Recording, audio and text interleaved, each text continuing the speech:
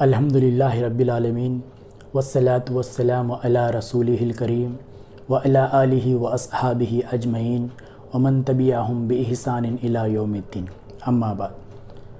قال اللہ تعالیٰ فی القرآن المجید یا ایہا الذین آمنوا کتب علیکم الصیام کما کتب علی الذین من قبلکم لعلکم تتقون۔ رب اشرح لی صدری ویسر لی امری واحلل عقدۃ من لسانی یفقہوا قولی، ربی زدنی علما ربی زدنی علما۔ تمام قسم کی تعریفات، ہر طرح کی بڑائی، بزرگی، کبریائی صرف اللہ سبحانہ تعالیٰ کے لیے ہی لائق اور زیبا ہے، جو ہم سب کا مالک، رازق اور خالق ہے۔ تنہا ساری دنیا پر بادشاہت کر رہا ہے، ہم سب کے سب اس کے محتاج ہیں اور وہ ہم میں سے کسی کا محتاج نہیں ہے۔ لاکھوں کروڑوں درود و سلام تمام انبیاء اکرام پر، بالخصوص حضرت محمد صلی اللہ علیہ وسلم کی ذات مقدسہ پر، جنہوں نے دینی تعلیمات ہم تک پہنچانے کے لیے بے انتہا تکالیف برداشت کیے۔ میں آپ تمام لوگوں کو اسلامی طریقے سے استقبال کرنا چاہتا ہوں۔ السلام علیکم ورحمۃ اللہ وبرکاتہ۔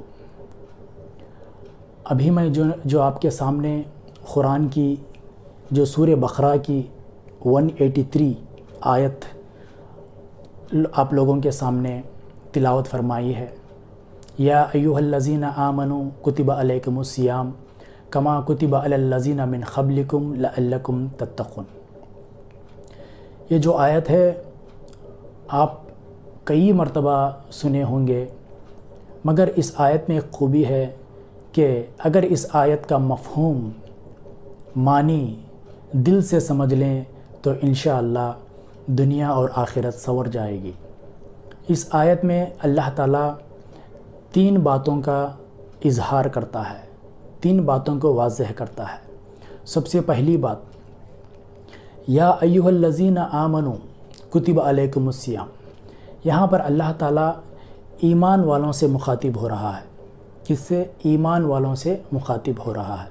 یا ایھا الذین آمنوا، اے ایمان والوں، کتب علیکم الصیام، تم پر روزے فرض کیے جا چکے ہیں، پہلی بات۔ اور دوسری بات، کما کتب علی الذین من قبلکم، جیسا کہ تم سے پہلے والوں پر بھی روزے فرض کیے جا چکے تھے۔ تو یہاں ہمیں ایک بات معلوم ہوتی ہے کہ روزوں کا فرض ہونا صرف ہمارے لیے ہی نہیں، بلکہ ہم سے پہلے جو انبیاء گزرے تھے، جو انبیاء جن کی امت گزری تھی، ان پر بھی روزے فرض کیے جا چکے تھے۔ تو دوسری جو آیت میں ہے، اللہ تعالیٰ یوں ارشاد فرماتا ہے، کما کتب علی الذین من قبلکم، جیسا کہ تم سے پہلے والوں پر بھی روزے فرض کیے جا چکے تھے۔ اور تیسری بات جو ہے بہت اہم ہے، بہت اہم ہے، اس عنوان کا مقصد ہے، اس عنوان کا جڑ ہے۔ جو تیسری بات جو آخر میں اللہ تعالیٰ ارشاد فرماتے ہیں، لعلکم تتقون، مطلب تاکہ تم متقی اور پرہیزگار بن جاؤ، تم میں تقوی پیدا ہو جائے۔ تو یہ ہے اصل مقصد۔ رمضان کا مقصد تقوی ہے، روزے کا مقصد تقوی ہے، رمضان کا پیغام تقوی ہے، روزے کا پیغام تقوی ہے۔ تو یہ تقوی کیا ہے؟ اللہ تعالیٰ آخری آیت میں ارشاد فرماتے ہیں، لعلکم تتقون۔ رمضان کے مہینے میں روزے رکھنے کی وجہ یہ ہے کہ ہم میں تقوی پیدا ہو جائے۔ رمضان میں عبادتیں کرنے کا مقصد ہم میں تقوی پیدا ہو جائے۔ تو مقصد کیا ہے؟ رمضان میں کیے جانے والی نیکیوں کے بدلے میں ہم میں تقوی پیدا ہونا ہی مقصد ہے۔ تو یہ جو ہے اللہ ہم سے چاہتے ہیں، اللہ ہم سے رمضان میں روزے کی بدولت ہم سے کیا چاہتے ہیں؟ تاکہ ہم میں تقوی پیدا ہو جائے۔ یہ تقوی کیا ہے؟ تقوی کیا ہے؟ تقوی کس چیز کو کہتے ہیں؟ تو اس کو سمجھانے کے لیے ایک چھوٹی سی دنیاوی مثال میں آپ لوگوں کے سامنے پیش کرنا چاہتا ہوں۔ سمجھو رمضان کے مہینے میں ایک لڑکا جو عقل سمجھ کا لائق ہو، عقل سمجھ رکھتا ہو، روزے کی حالت میں ہو، اگر ہم اس لڑکے کے قریب جائیں اور یہ کہیں کہ اے بچے، تم نے روزہ رکھا ہے اور روزے کی حالت میں بھوک کو برداشت کر رہے ہو، پیاس کو برداشت کر رہے ہو، چلو میں کچھ رقم تجھ کو دے دوں گا اور تو اس رقم سے کچھ نہ کچھ خرید لے اور تنہائی میں جا کر کھا لے اور پی لے۔ اگر اس طرح ہم اس لڑکے کو، روزے دار لڑکے کو ہم کہیں تو کیا وہ ہماری بات کو قبول کر لے گا؟ کیا وہ لڑکا ہماری بات کو قبول کر لے گا؟ نہیں، بلکہ وہ یہ کہے گا کہ نہیں، میں روزے کی حالت میں ہوں، روزے کی حالت میں کھانا پینا منع ہے، مجھے اس بات کا ڈر ہے کہ اللہ تعالیٰ مجھے دیکھ رہا ہے۔ تو اس طرح اس لڑکے کا جواب ہوگا۔ اگر وہ لڑکا تنہائی میں کچھ کھا لے یا کچھ پی لے تو اس کو کوئی دیکھنے والا نہیں ہے، پھر بھی وہ لڑکا کھانے پینے سے باز آ رہا ہے، کھانے پینے سے انکار کر رہا ہے۔ کیوں؟ وہ کون سی چیز اس لڑکے میں موجود ہے جس کی وجہ سے وہ لڑکا روزے کی حالت میں کھانے پینے سے منع کر رہا ہے؟ وہ کون سی ایسی چیز ہے اس لڑکے میں جو روزے کی حالت میں کھانے پینے سے منع کر رہا ہے؟ کھانا پینا حلال ہے، کب؟ معمولی دنوں میں، مگر روزے کی حالت میں کھانا پینا حرام ہے، مطلب گناہ ہے۔ تو اس لڑکے میں وہ ایسی کون سی چیز ہے جو گناہ کرنے سے روک رہی ہے؟ تو وہ کون سی چیز ہے؟ تو اسی کو کہتے ہیں تقویٰ۔ یہی وہ تقویٰ ہے جو اللہ تعالیٰ ہمیں اس آیت کے ذریعے ہم سے چاہتا ہے کہ روزے کی بدولت، رمضان کی بدولت، نیکیاں حاصل کرنے کی بدولت تم میں تقویٰ پیدا ہو جائے۔ تو یہی تقویٰ اس لڑکے کو روزے کی حالت میں تنہائی میں بھی کھانے پینے سے روک رہا ہے۔ تو اس کو کہتے ہیں تقویٰ۔ مطلب تقویٰ کیا ہے؟ اللہ کا ڈر، اللہ کا خوف، اللہ کے ڈر کی وجہ سے گناہ کے کام کرنے سے رک جانا ہی تقویٰ کہلاتا ہے۔ مگر افسوس اس بات کی ہے کہ یہ تقویٰ ہم میں رمضان کے مہینے میں روزے کی بدولت ہم میں تقویٰ پیدا ہوتا ہے، مگر یہ تقویٰ جب رمضان ختم ہوتا ہے تو اسی وقت یہ تقویٰ بھی ہمارے دلوں سے نکل جاتا ہے۔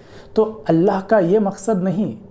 اللہ یوں ارشاد فرماتے ہیں لعلکم تتقون، یہ تقویٰ جو ہے تم میں صرف رمضان کے مہینے میں ہی نہیں بلکہ اگلے 11 مہینوں تک جاری رکھے۔ تقویٰ کیا ہے؟ ہر ہمیشہ رہنا چاہیے۔ یہی اللہ کا مقصد ہے، رمضان کا مقصد ہے، روزے کا مقصد ہے۔ اکثر لوگ رمضان کے مہینے میں اس طرح کہتے ہوئے آ رہے ہیں، جو ہم سنتے آ رہے ہیں، اکثر لوگ کہتے ہیں کہ بھائی میں روزے کی حالت میں ہوں، میں جھوٹ نہیں کہتا، بھائی میں روزے کی حالت میں ہوں، میں کسی کی غیبت نہیں کرتا، میں روزے کی حالت میں ہوں، کاروبار میں دھوکہ نہیں دیتا، گالی گلوچ نہیں دیتا، جھگڑا فساد نہیں کرتا، کیونکہ مجھے اس بات کا ڈر ہے کہ اللہ تعالیٰ مجھے دیکھ رہا ہے، اس لیے میں روزے کی حالت میں جھوٹ نہیں کہتا، کسی کی غیبت نہیں کرتا، گالی گلوچ نہیں دیتا، جھگڑا فساد نہیں کرتا اور کاروبار میں کسی کو دھوکہ نہیں دیتا۔ کیوں؟ کیونکہ مجھے اس بات کا ڈر ہے کہ اللہ تعالیٰ مجھے دیکھ رہا ہے۔ اس طرح لوگ کہتے ہوئے آ رہے ہیں، رمضان کے مہینے میں روزے کی حالت میں اکثر کہتے ہیں۔ مگر میرا ایک سوال ہے، اگر رمضان کے مہینے میں جھوٹ کہتے ہیں، کسی کی غیبت کرتے ہیں، کاروبار میں دھوکہ کرتے ہیں، گالی گلوچ دیتے ہیں، جھگڑا فساد کرتے ہیں، تو ہمیں اس بات کا ڈر ہے کہ اللہ تعالیٰ ہمیں دیکھ رہا ہے۔ اگر یہی جھوٹ، یہی غیبت، یہی جھگڑا فساد، یہی گالی گلوچ، یہی کاروبار میں دھوکہ اگر آپ لوگ غیر رمضان کے مہینے میں کرتے ہو تو کیا اس وقت اللہ تعالیٰ نہیں دیکھ رہا ہے؟ کیا اس وقت اللہ تعالیٰ نہیں دیکھ رہا ہے؟ رمضان کے مہینے میں ہم جھوٹ نہیں کہتے، روزے کی حالت میں ہم جھوٹ نہیں کہتے، گالی گلوچ نہیں دیتے، غصہ آنے پر بھی جھگڑا فساد نہیں کرتے، صبر اختیار کرتے ہیں، صبر کے ساتھ روزے رکھتے ہیں، کاروبار میں بھی زیادہ جھوٹ استعمال نہیں کرتے، کیونکہ ہم میں تقویٰ پیدا ہوتا ہے۔ جب رمضان ختم ہو جاتا ہے تو ہماری زندگی معمولی طرح ہوتی ہے، جیسا کہ ہم جھوٹ بولنا عام سمجھتے ہیں، گالی گلوچ دینا عام سمجھتے ہیں، کاروبار میں دھوکہ دینا عام سمجھتے ہیں، لڑائی جھگڑا ذری بات پر لڑائی جھگڑا کرنا عام سمجھتے ہیں۔ کیا رمضان کے مہینے میں اگر اللہ تعالیٰ دیکھ رہا ہے تو غیر رمضان کے مہینے میں کیوں نہیں دیکھے گا؟ بلکہ ضرور دیکھے گا۔ فرق بس اس بات کا ہے کہ رمضان کے مہینے میں ہم میں تقویٰ پیدا ہوتا ہے، جیسا رمضان ختم ہو جاتا ہے تو یہ تقویٰ بھی کیا ہے، ہمارے دلوں سے دور چلے جاتا ہے، تو پھر ہم معمولی زندگی گزارنا شروع کر دیتے ہیں۔ تو یہ نہیں ہے اصل مقصد اس آیت میں جو اللہ تعالیٰ فرمائے ہیں، یا ایھا الذین آمنوا کتب علیکم الصیام، اے ایمان والو تم پر روزے فرض کیے گئے، کما کتب علی الذین من قبلکم، جیسا کہ تم سے پہلے والوں پر بھی فرض کیے جا چکے تھے، لعلکم تتقون، تاکہ تم میں تقویٰ پیدا ہو جائے۔ تو اللہ کا مقصد ہے کہ ہم میں تقویٰ پیدا ہو جائے۔ وہ تقویٰ جو ہے رمضان کے مہینے میں ہی نہیں بلکہ سال کے 12 مہینوں تک جاری رکھے۔ تو یہ ہے مقصد۔ سورہ بقرہ کی اور ایک آیت میں اللہ تعالیٰ یوں ارشاد فرماتے ہیں، شہر رمضان الذی انزل فیہ القرآن، ہم نے رمضان کے مہینے میں قرآن کو نازل فرمایا۔ سبحان اللہ، کتنی بڑی بات ہے۔ جب رمضان کے مہینے میں قرآن کو نازل کیا گیا تو رمضان کی اہمیت، رمضان کا مرتبہ، رمضان کا درجہ اعلیٰ مقام پر پہنچ گیا۔ جب رمضان کے مہینے میں قرآن کو نازل کیا گیا تو رمضان کی برکت اور بڑھ گئی۔ شہر رمضان الذی انزل فیہ القرآن، ہم نے رمضان کے مہینے میں قرآن کو نازل کیا۔ اور آگے والی آیت میں اللہ تعالیٰ قرآن کے تعلق سے انٹروڈکشن دے رہے ہیں۔ پہلی آیت میں یہ کہے کہ رمضان کے مہینے میں قرآن کو نازل کیا گیا، اور یہ قرآن کے بارے میں تھوڑا بہت انفارمیشن دے رہے ہیں آگے والی آیت میں۔ سماعت فرمائیے، شہر رمضان الذی انزل فیہ القرآن ھدی للناس وبینات من الھدی والفرقان۔ یہ کتاب کیا ہے؟ قرآن کتاب کیا ہے؟ ھدی للناس۔ اللہ تعالیٰ یہاں یوں ارشاد فرمایا ہے کہ قرآن جو ایک کتاب ہے جو ھدی للناس، سارے انسانوں کے لیے ہدایت والی کتاب ہے۔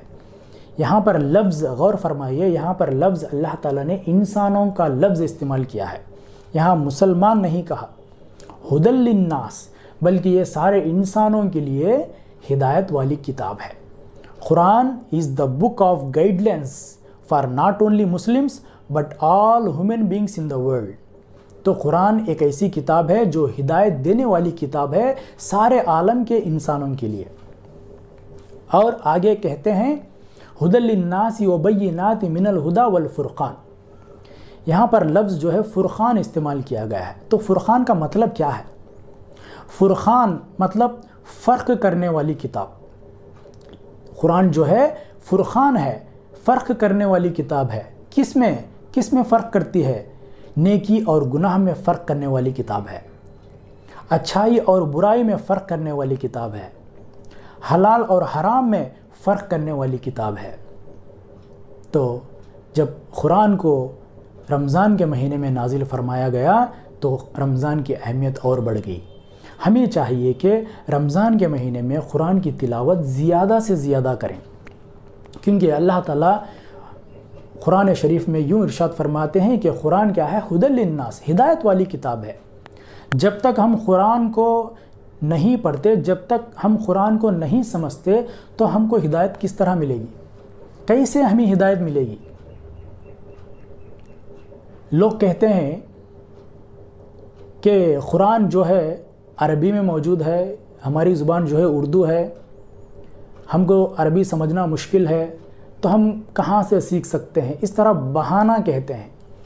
بہانہ، دنیا میں آج انسان اتنا مصروف ہو چکا ہے کہ قرآن کو کھولنے کی فرصت نہیں، قرآن کو پڑھنا تو دور کی بات، سیکھنا تو دور کی بات، دیکھنے کی بھی فرصت نہیں۔ دنیا میں اتنا آج انسان مصروف ہو چکا ہے. بہانہ کہتے ہیں کہ قرآن جو ہے عربی میں ہے، پڑھنا مشکل ہے. سماج میں ایسے بھی لوگ ہیں جن کے 60 یا 70 سال ہو چکے ہیں، ان کو قرآن کا پڑھنا تک نہیں آتا. کتنی افسوس کی بات ہے، جبکہ اللہ تعالیٰ قرآن کو ہدایت والی کتاب کہا ہے. جب تک ہم قرآن نہیں پڑھتے تو ہم کو ہدایت کس طرح ملے گی؟ بہانہ کہتے ہیں کہ قرآن کو سیکھنا مشکل ہے. نہیں، جس نے کتاب کو دنیا میں نازل کیا وہی کہتا ہے کہ قرآن تمہارے لیے آسان کر رکھا ہوں. اللہ تعالیٰ خود قرآن میں ارشاد فرماتے ہیں وَلَقَدْ يَسَّرْنَا الْقُرْآنَ، ہم نے تمہارے لیے قرآن کو آسان کر رکھا ہے. یہ میں نہیں کہہ رہا ہوں، اللہ تعالیٰ خود قرآن میں ارشاد فرماتے ہیں وَلَقَدْ يَسَّرْنَا الْقُرْآنَ، ہم نے تمہارے لیے قرآن کو آسان کر رکھا ہے. اور لوگ کہتے ہیں کہ قرآن کا سیکھنا مشکل ہے. کہاں سے مشکل ہے بھائی؟ جبکہ اللہ تعالیٰ خود ارشاد فرماتے ہیں کہ ہم نے تم کو قرآن آسان کر دیا ہے. لوگ کہتے ہیں کہ مشکل ہے، تو یہ بہانہ نہیں تو اور کیا ہے؟ وَلَقَدْ يَسَّرْنَا الْقُرْآنَ، ہم نے تمہارے لیے قرآن آسان کر دیا ہے.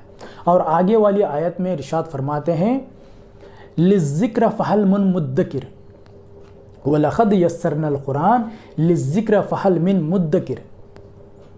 پہلے جو ہے اللہ تعالیٰ بیان دیے ہیں کہ ہم نے تمہارے لیے قرآن آسان کر دیا ہے، اور آگے سوال کر رہے ہیں. کیا سوال؟ لِلذِّكْرِ فَهَلْ مِن مُدَّكِرٍ، ہے کوئی اس کتاب سے نصیحت پانے والا؟ اللہ تعالیٰ سوال کر رہے ہیں، ہے کوئی اس کتاب سے نصیحت پانے والا؟ افسوس، کتنی افسوس کی بات ہے. اللہ تعالیٰ خود ارشاد فرماتے ہیں ہے کوئی بندہ جو اس کتاب کو پڑھے، اس کتاب کو سیکھے اور اس کتاب سے نصیحت پائے؟ ہے کوئی بندہ؟ اللہ جو کرنا تھا کر چکے ہیں، قرآن کو آسان کر دیے ہیں. آج دیکھ لو دنیا میں جتنی بھی زبانیں ہیں، ہر زبان میں قرآن میسر ہے. بس ہمارے پاس فرصت نہیں، ہم دنیاوی معاملات میں، دنیاوی کاروبار میں اتنا مصروف ہو چکے ہیں کہ ہم کو قرآن کی طرف خیال تک نہیں جاتا. تو ہمیں چاہیے، مجھے اور آپ کو سوچنا ہے کہ قرآن کو سیکھیں، پڑھیں اور سمجھ کر پڑھنے کی کوشش کریں اور دوسروں کو سمجھائیں. احادیثوں میں آتا ہے، حضور پاک صلی اللہ علیہ وسلم ارشاد فرماتے ہیں ہر انسان کو 2 چیزیں روز قیامت کے دن سفارش کریں گے. سبحان اللہ، کتنی بڑی بات ہے. ہر انسان کے لیے 2 چیزیں روز قیامت کے دن سفارش کریں گے. وہ کون سی 2 چیزیں ہیں جو ہر بندے کے لیے روز قیامت میں سفارش کریں گے؟ جیسا کہ انسان دنیا میں آخرت کے دن سفارش حاصل کرنے کے لیے دنیا میں انسان کتنی محنت کرتا ہے، کتنی مشقت کرتا ہے اور اس کے پیچھے کتنا دوڑتا ہے تاکہ آخرت کے دن میرے حق میں سفارش ہو جائے. دنیا میں انسان کئی کام کرتا ہے تاکہ آخرت میں سفارش حاصل ہو جائے. سب کو پتہ ہے کہ آخرت میں سفارش سے بڑھ کر کوئی اور چیز نہیں ہوتی. چاہے وہ نبی کی سفارش کیوں نہ ہو، چاہے وہ صحابہ کی سفارش کیوں نہ ہو، چاہے وہ اولیاء اکرام کی سفارش کیوں نہ ہو، چاہے وہ بزرگان دین کی سفارش کیوں نہ ہو. سفارش کے لیے انسان بہت محنت کرتا ہے دنیا میں. اور یہاں حضور پاک صلی اللہ علیہ وسلم ارشاد فرماتے ہیں ہر بندے کے لیے 2 چیزیں روز قیامت کے دن سفارش کریں گے. دیکھو، نبی کی سفارش، صحابہ کی سفارش، اولیاء اکرام کی سفارش، بزرگان دین کی سفارش، یہ جو ہے ان کے ہاتھ میں ہے. مگر یہاں اللہ تعالیٰ ہمیں آفر دے رہے ہیں کہ تمہارے پاس بھی ایسی 2 چیزیں ہیں جو تمہارے کنٹرول میں ہیں. یہ 2 چیزیں روز قیامت کے دن تمہارے حق میں سفارش کریں گے. تو وہ کون سی 2 چیزیں ہیں؟ حضور پاک صلی اللہ علیہ وسلم ارشاد فرماتے ہیں وہ 2 چیزیں ہیں قرآن اور روزہ. سبحان اللہ، 2 چیزیں قرآن اور روزہ روز قیامت کے دن سفارش کریں گے. قرآن روز قیامت کے دن اللہ سے گزارش کرتا ہے کہ اے اللہ، جب دنیا میں یہ زندہ تھا تو قرآن کی اکثر تلاوت کرتا تھا، رمضان کے مہینے میں زیادہ سے زیادہ قرآن کی تلاوت کرتا تھا، راتوں میں جاگ کر بھی قرآن کی تلاوت کرتا تھا۔ اے اللہ، میں گزارش کرتا ہوں کہ اس بندے کے حق میں میری سفارش تو قبول کر لے اور اس بندے کو جنت میں داخل فرما دے۔ قرآن کہتا ہے، قرآن گزارش کرتا ہے اللہ تعالیٰ سے، اور آگے حضور پاک صلی اللہ علیہ وسلم ارشاد فرماتے ہیں اس دن اس قرآن کی سفارش کو اس بندے کے حق میں اللہ تعالیٰ قبول کر لیں گے۔ سبحان اللہ۔ اور روزہ جو ہے، روز قیامت کے دن اللہ تعالیٰ سے یوں فرماتا ہے، اے اللہ سبحانہ تعالیٰ، اس بندے نے جب دنیا میں زندہ تھا تو رمضان کے تمام روزے رکھتا تھا، صرف تیرے لیے رکھتا تھا، اور روزے کی حالت میں بھوک کو برداشت کرتا تھا، پیاس کو برداشت کرتا تھا، نفس کو برداشت کرتا تھا۔ اے اللہ سبحانہ تعالیٰ، میں اس بندے کے حق میں سفارش کرتا ہوں، اے اللہ اس بندے کو جنت میں داخل فرما دے۔ تو آپ صلی اللہ علیہ وسلم ارشاد فرماتے ہیں اس دن روزے کی سفارش بھی قبول کی جائے گی۔ سبحان اللہ۔ دیکھیے کتنی بڑی بات ہے۔ یہ دو چیزیں ہمارے ہاتھ میں ہیں، ہمارے کنٹرول میں ہے۔ اگر ہم قرآن کی تلاوت کرتے رہیں اور رمضان کے مہینے میں صرف اللہ کے لیے روزے رکھتے رہیں تو انشاءاللہ ہمارے حق میں یہ دو چیزیں آخرت کے دن سفارش کریں گے۔ اور احادیثوں میں حضور صلی اللہ علیہ وسلم ارشاد فرماتے ہیں کہ روزے دار کو دو خوشیاں دی جائیں گی۔ وہ کون سی ہیں؟ پہلی خوشی، جب روزے دار صبح سحری کرتا ہے اور روزہ رکھتا ہے، صرف اللہ کے لیے روزہ رکھتا ہے، روزے کے دوران بھوک پیاس کو برداشت کرتا ہے، جب افطار کے وقت اللہ کی دی ہوئی نعمتوں سے جب روزہ کھولتا ہے تو اس وقت اس روزے دار کو جو خوشی محسوس ہوگی وہ اس کی پہلی خوشی ہے۔ جب افطار کے وقت اپنی بھوک اور پیاس کو مٹانے کے لیے اللہ کی دی ہوئی نعمتوں سے روزہ کھولتا ہے تو اس وقت جو خوشی اس کو حاصل ہوگی وہ اس کی پہلی خوشی ہے۔ اور دوسری خوشی، روزے دار کو ملنے والی دوسری خوشی، جب روز قیامت کے دن اللہ سبحانہ تعالیٰ روزے دار کو اپنے پاس قریب بلاتے ہیں اور روزے کا جو اجر ہے اپنے ہاتھوں سے دیتے ہیں، تو اس وقت اس روزے دار کو جو خوشی ملے گی وہ خوشی جو ہے اس کی دوسری خوشی ہے، اور اس خوشی کی کوئی انتہا نہیں ہوتی۔ وہ خوشی جو ہے لامحدود ہوتی ہے، کیونکہ اللہ تعالیٰ خود روز محشر میں روز قیامت کے دن بندے کو روزدار کو قریب بلاتے ہیں اور روزے کا اجر خود دیتے ہیں، تو اس وقت جو خوشی ملے گی اس خوشی کی کوئی حد نہیں ہوتی۔ تو اس طرح روزے دار کو دو خوشیاں ملیں گے، ایک افطار کے وقت، اور اللہ تعالیٰ خود اپنے ہاتھوں سے روزے کا اجر دینے والا ہے، اس لمحہ جو خوشی ملے گی وہ دوسری خوشی ہے۔ حضور پاک صلی اللہ علیہ وسلم ارشاد فرماتے ہیں، اللہ عز و جل ارشاد فرماتا ہے کہ ابن آدم کا ہر عمل اس کے لیے اور روزہ میرے لیے، اس کا اجر میں ہی دوں گا۔ سبحان اللہ۔ اللہ تعالیٰ کہتے ہیں ابن آدم کا ہر عمل اس کے لیے، روزہ میرے لیے، اور اس کا اجر میں دوں گا۔ یعنی نماز، جو بندہ نماز پڑھتا ہے اس کے لیے، صدقہ خیرات کرتا ہے اس کے لیے، حج کرتا ہے، عمرہ کرتا ہے اس کے لیے، اور روزہ جو ہے صرف اور صرف روزہ اللہ کے لیے۔ روزہ کیا ہے؟ اللہ کے لیے۔ نماز اگر آپ نماز پڑھیں تو اس کا اجر مل جائے گا، اگر آپ صدقہ خیرات کریں تو اس کا اجر بھی مل جائے گا، اگر آپ حج اور عمرہ کریں تو اس کا اجر بھی مل جائے گا۔ مگر روزہ ایک ایسی فرضی عبادت ہے جس کا اجر اللہ تعالیٰ روز قیامت کے دن اپنے ہاتھوں سے ادا کرنے والا ہے۔ تو روزے کا اجر بے حساب ہے، روزے کا اجر بے حساب ہے، اس کی کوئی گنتی نہیں، اس کا اجر ہم سوچ بھی نہیں سکتے، کیونکہ یہ اجر جو ہے اللہ تعالیٰ خود دینے والے ہیں۔ اللہ تعالیٰ فرماتے ہیں الصوم لی وانا اجزی بہ، روزہ میرے لیے اور اس کا اجر میں ہی دوں گا۔ الصوم لی، روزہ میرے لیے، وانا اجزی بہ، اور اس کا اجر میں ہی دوں گا۔ اللہ تعالیٰ کہتے ہیں روزے کا اجر میں ہی دوں گا۔ تو ذرا سوچئے دینے والا کون ہے؟ دینے والا کون ہے؟ خالق کائنات۔ جب خالق کائنات ہمیں اجر دینے والا ہے تو ذرا سوچئے تو اجر کتنا بڑا ہوگا، ہم سوچ بھی نہیں سکتے۔ ایک چھوٹی سی مثال، اگر گاؤں میں ایک رئیس آدمی، ایک امیر آدمی ہم سے یہ کہا کہ تو میرے لیے فلانا کام کر لے اور میں تجھے اس کا اجر دوں گا، تو ہم سوچ سکتے ہیں کہ اجر دینے والا یعنی انعام دینے والا کون ہے؟ گاؤں کا رئیس آدمی۔ تو جو انعام وہ دینے والا ہے تو اس کی حیثیت، اس کی طاقت، اس کی قوت کے مد نظر ہم اس انعام کو امید کر سکتے ہیں، کیونکہ گاؤں کا امیر ہے تو انعام بھی بہت قیمتی ہوگا۔ تو دینے والے کی حیثیت، استعداد پر ہم جو چیز دے رہا ہے اس کی ہم امید کر سکتے ہیں۔ جب گاؤں کا امیر ہم کو انعام دینے والا ہے تو اس کی امید بڑھ جاتی ہے۔ ذرا سوچ لیے، خالق کائنات ہمیں روزے کا اجر دینے والا ہے تو سمجھو وہ اجر کتنا بڑا ہوگا، سوچ بھی نہیں سکتے۔ تو اللہ کے ہاں روزے کی اتنی بڑی اہمیت ہے، اتنی بڑی اہمیت ہے روزے کی۔ حضور پاک صلی اللہ علیہ وسلم ارشاد فرماتے ہیں،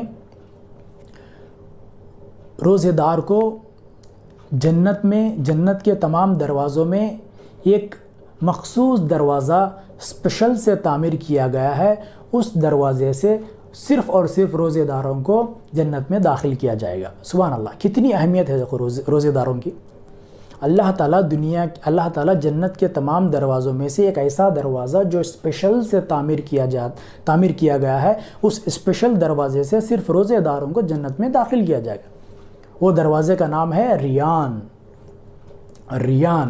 ریان نامی ایک ایسا دروازہ ہے جو اسپیشل سے اللہ تعالیٰ تعمیر فرماتے ہیں، اور اسی دروازے سے روزے داروں کو جنت میں داخل کیا جاتا ہے۔ جیسا کہ ہم دیکھتے ہیں دنیا میں عام طور پر بڑے بڑے فنکشنز ہوتے ہیں، تو اس فنکشنز میں دو قسم کی انٹری ہوتی ہے۔ ایک انٹری جو ہے عام لوگوں کے لیے انٹری ہوتی ہے، اور دوسری انٹری جو ہے سیلیبریٹیز کے لیے، ریڈ کارپٹ بچھایا جاتا ہے تو ان کے لیے اسپیشل انٹری ہوتی ہے، تو وہ الگ ہے۔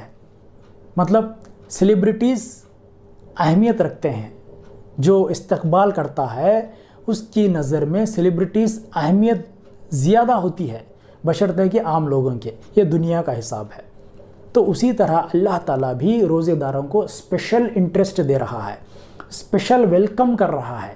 مطلب عام دروازوں سے نہیں بلکہ ایک اسپیشل دروازہ تعمیر کیا گیا ہے، صرف روزے دار ہی اس دروازے سے یعنی ریان نامی دروازے سے صرف روزے داروں کو ہی جنت میں داخل کیا جائے گا، اور جو آخری روزے دار اس ریان نامی دروازے سے جنت میں داخل ہوگا تو اس وقت ریان نامی دروازوں کو بند کر دیا جائے گا، اور اس کے بعد اس کو اوپن نہیں کیا جائے گا۔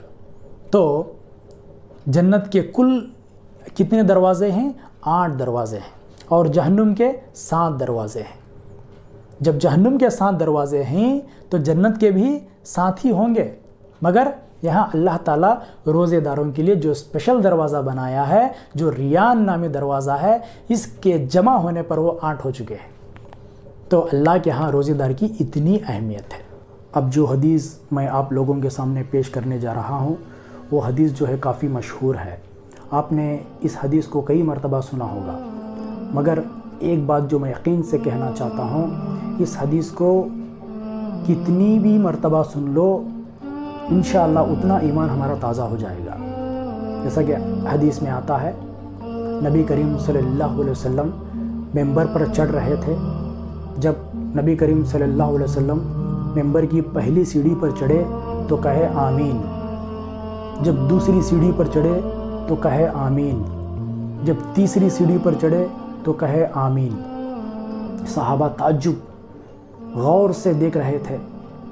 جیسا نماز ختم ہو گئی تو صحابہ فوراً نبی کریم صلی اللہ علیہ وسلم کے قریب آئے اور عرض کرنے لگے، یا رسول اللہ صلی اللہ علیہ وسلم، جب آپ ممبر پر چڑھ رہے تھے تو 3 مرتبہ آمین کہا، ہم نے ایسا عمل پہلے کبھی نہیں دیکھا، کبھی نہیں سنا، تو کیا ماجرا ہے، اس آمین کے پیچھے کیا ماجرا ہے؟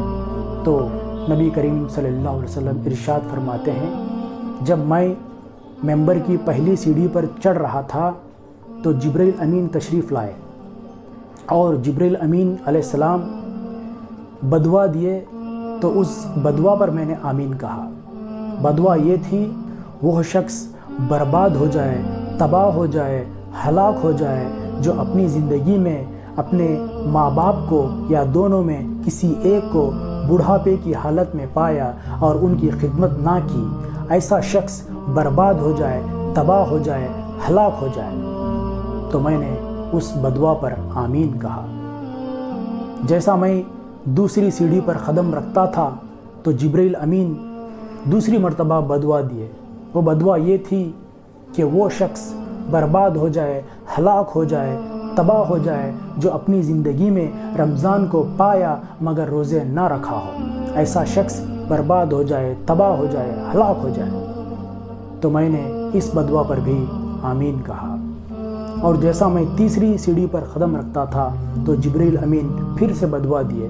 وہ بدعا یہ تھی کہ وہ شخص برباد ہو جائے، ہلاک ہو جائے، تباہ ہو جائے جو نبی کا نام سننے کے بعد بھی درود نہ پڑھا، ایسا شخص برباد ہو جائے۔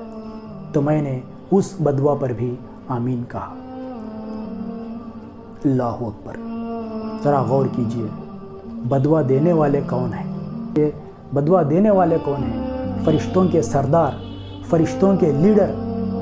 اور اس بدعا پر آمین کہنے والے کون ہیں؟ نبیوں کے سردار، نبیوں کے لیڈر، نبیوں کے امام، رحمت للعالمین، وما ارسلناک الا رحمت للعالمین۔ اے نبی، ہم نے آپ کو سارے عالم کے لیے رحمت بنا کے بھیجا، ایسے رحمت للعالمین اس بدعا پر آمین کہہ رہے ہیں۔ ذرا سوچئے، مجھے اور آپ کو سوچنا ہے، مجھے اور آپ کو خیال کرنا ہے، کیا ایسی بدعا جو فرشتوں کے لیڈر، فرشتوں کے سردار جبرائیل امین علیہ السلام بدعا دیے اور اس بدعا پر رحمت للعالمین، نبیوں کے امام نبی کریم صلی اللہ علیہ وسلم آمین کہا، کیا وہ بدعا قبول نہیں ہوگی؟ کیا وہ بدعا قبول نہیں ہوگی؟ ضرور قبول ہوگی۔ تو اس بدعا سے ہمیں بچنے کے لیے ہمیں کیا کرنا چاہیے؟ جو بھی اپنی زندگی میں اپنے ماں باپ کو بڑھاپے کی حالت میں پائے تو اپنے ماں باپ کی خوب خدمت کرے، اور جو بھی نبی کا نام سننے پر درود پڑھے، سب سے چھوٹا درود جو ہے صلی اللہ علیہ وسلم کا ہے۔ اور جسے بھی اللہ تعالیٰ صحت و تندرستی جو نعمت اللہ نے دیا ہے تو وہ لوگوں کو چاہیے کہ رمضان کے تمام روزے رکھے۔ صحت و تندرستی بہت بڑی نعمت ہے۔ عمر رضی اللہ تعالیٰ عنہ کا قول ہے کہ جب صبح ہوتی ہے تو شام کا انتظار مت کرنا، جب شام ہوتی ہے تو صبح کا انتظار مت کرنا۔ صحت و تندرستی کی حالت میں اتنی نیکیاں حاصل کر لو، اتنی نیکیاں حاصل کر لو، بیماری کی حالت میں بھی کافی ہو جائے۔ تو جوانی کو غنیمت سمجھیے بڑھاپے سے پہلے، صحت و تندرستی کو غنیمت سمجھیے بیماری سے پہلے، زندگی کو غنیمت سمجھیے موت سے پہلے۔ آخر میں اللہ تعالیٰ سے دعا ہے کہ اے اللہ سبحانہ تعالیٰ، جو بھی باتیں یہاں کہی گئی ہیں سب سے پہلے کہنے والے کو اور سننے والوں کو عمل کرنے کی توفیق نصیب فرمائے۔ اے اللہ سبحانہ تعالیٰ، اس رمضان کے مہینے میں جتنے بھی ہم سے خطا ہو چکے ہیں ان خطاؤں کو معاف فرمائے اور زیادہ سے زیادہ نیکیاں حاصل کرنے کی توفیق نصیب فرمائے۔ وآخر دعوانا ان الحمد للہ رب العالمین۔